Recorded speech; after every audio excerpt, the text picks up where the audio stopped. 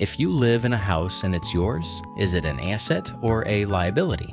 Most people answer asset instantly, but that answer is exactly why so many people work hard, earn decent money, and still feel like they never get ahead. Today, we're going to clear this up once and for all. The practical definition that most people never hear. Now, you might be thinking, wait, I've heard assets are things you own and liabilities are debts. Yes, that's the classic accounting angle. And we'll talk about that too because it's important. But for personal finance, especially if you're trying to build wealth, the cash flow test is the clearest way to see reality. If something creates income for you, it behaves like an asset. If something creates ongoing costs for you, it behaves like a liability. It actually doesn't matter what you call it. It matters what it does to your money every month. So why do so many people get this wrong so confidently? The confusion around assets and liabilities doesn't come from a lack of intelligence. It comes from the fact that most people are trained, over many years, to think about money in ways that sound logical but leave out the parts that actually matter. It usually starts in school. In most education systems, personal finance is either barely touched or taught in a very abstract way. You can graduate knowing how to solve equations, memorize historical events, and write essays, yet still have no idea how interest compounds, why debt can quietly control your future, or how cash flow affects your daily life. So when people later hear terms like asset and liability, they try to make sense of them using the tools they were given. They assume an asset must be something expensive, impressive, or something you fully own. A liability, in their mind, becomes something negative or irresponsible. That assumption feels reasonable to them.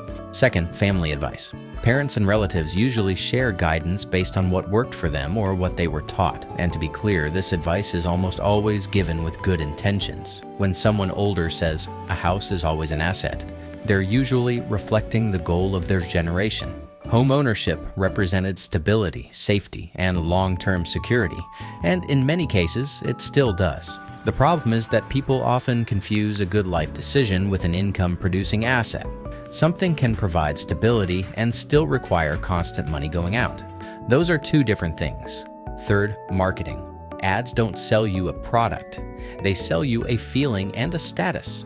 They push the idea that buying equals progress, and they make it sound responsible by focusing on monthly payments. Only $299 a month sounds manageable, so people stop thinking about the total cost, interest, and how long they're committing their future income. Then social media adds fuel by showing highlight reels of people upgrading everything, which makes normal financial choices feel boring, even when those boring choices are the ones that build wealth. To truly get this, you need to know there are two scoreboards people mix up. One scoreboard is net worth. It is basically your financial snapshot. You take everything you own that has value, like cash, investments, and property. Then you subtract what you owe, like loans and credit card balances. What's left is your net worth. It's useful because it tells you where you stand overall. It's like checking your weight on a scale. You get one number and it gives you a general sense of progress. But net worth doesn't tell you how your life actually feels day to day. That's where the second scoreboard comes in. Cash flow is the monthly story, what comes in every month and what goes out every month. This is your real-life breathing room.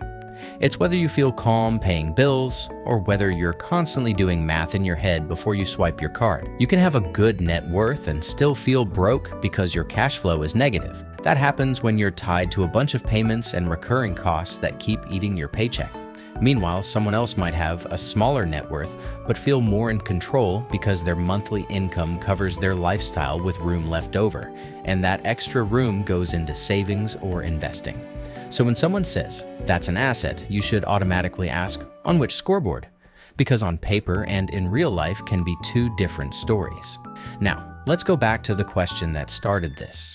If you live in a house and it's yours, is it an asset or a liability? In accounting terms, a home is usually called an asset because it has value and you can sell it. If you bought a house for one price and later sell it for more, that looks like another win on paper. So I get why people default to asset. But in personal finance terms, it's a different story. Think about how home ownership actually works in real life. If you have a mortgage, you're paying a big monthly bill. Even if you don't, you still have property taxes. You still have insurance. You still have utilities. Then there's maintenance, and this part is not optional. Things break, roofs wear out, water heaters die. Plumbing leaks, appliances stop working, and even when nothing breaks, there's the constant pressure to spend more anyway. People upgrade kitchens, redo bathrooms, change flooring, repaint, add furniture, and they call it investing in the house. But most of that money doesn't come back dollar for dollar. So what is it really? Ask yourself this one question.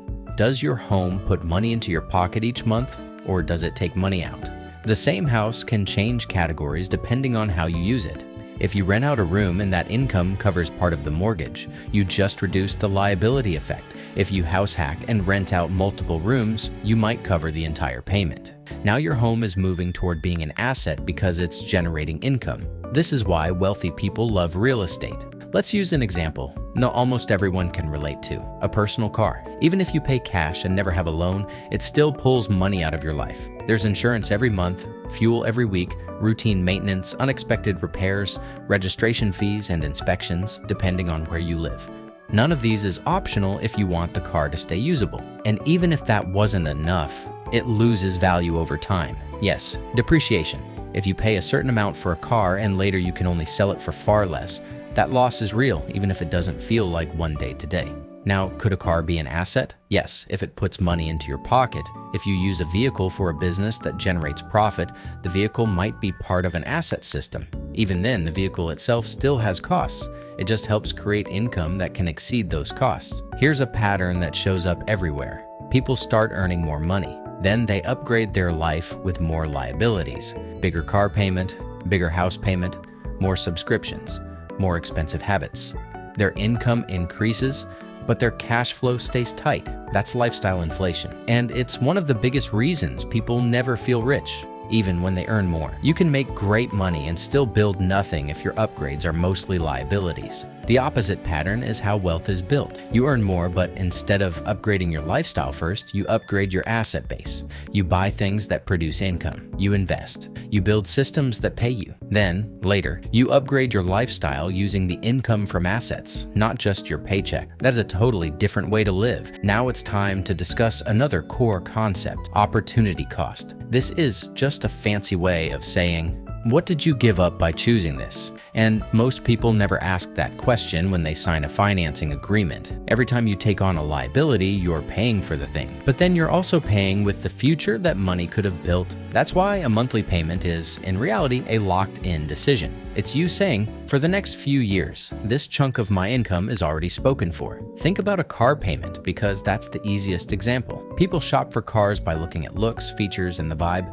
and then they get sold on the monthly number. It's only this much per month. That line makes it all feel manageable. But the real cost isn't the monthly number by itself. The real cost is what that same money could have turned into. If it were going into an asset instead, even something boring like a simple investment account, it wouldn't just sit there. It would grow, it would start stacking, it would start creating options. And options are what wealthy people actually buy. They buy the ability to say no. They buy the ability to handle emergencies without panic. They buy the ability to walk away from bad jobs, bad debt, and bad situations. The role of debt and why it confuses everything. Debt makes the asset versus liability question even trickier because people talk about debt as if it's one thing. It isn't. Debt changes meaning based on what you attach it to, and that's where most people lose clarity. When you borrow money to buy something that loses value and keeps costing you, that debt works against you from day one. You're paying interest on top of the original price, and you're locking in future income just to maintain something that does not help you earn. That's how people end up feeling stuck, even with a solid paycheck. It rarely comes from one reckless decision. It usually comes from several reasonable-sounding payments that pile up until there's no margin left. Each payment feels manageable on its own, but together they quietly control your monthly life. This is the kind of debt most people experience first: car loans, consumer financing, credit cards used for lifestyle spending. None of these purchases generate income, so every payment has to come directly from your work. If your income pauses or drops, the debt doesn't care. It still needs to be paid. But debt can work very differently when it's tied to something that produces income. If you borrow money for an asset that brings in cash and that cash covers the payment and ongoing costs, the pressure shifts. The debt is no longer fully dependent on your paycheck. The thing you bought is helping carry its own weight. Another way to say it? Leverage. how to start building assets without feeling overwhelmed. If your first thought is, that sounds great, but I'm not buying property or starting a business tomorrow, that's normal. The simplest starting point is consistency. You build the habit of putting money into assets on a schedule, even if it's small. That might look like investing a set amount every month into a diversified fund. The amount matters less than the routine at the beginning, because the routine is what makes it automatic. Once it's automatic, it's easier to increase. Another path is building a skill that can earn money on the side, not as a hustle that burns you out, but as something you can package and sell. Editing, design, tutoring, writing, basic web work, and even helping local businesses with simple tasks. When that skill produces income, you can reinvest that income into assets. Now you're stacking momentum. And as your assets grow, you start getting options. That's where things get interesting, because you can begin flipping the roles of things you already own. If you have extra space, you can rent it. If you have a tool, equipment, or a setup that other people need, you can rent that too. If you have knowledge others want, you can teach it or offer it as a service. The goal is to stop seeing your life as fixed expenses and start seeing where income can be created. Let's lock this in with one clear idea. Assets buy your freedom. Liabilities buy your stress. That doesn't mean you should never buy something fun. It means you should stop confusing spending with progress. If you want to build wealth, you need a plan where assets grow faster than liabilities.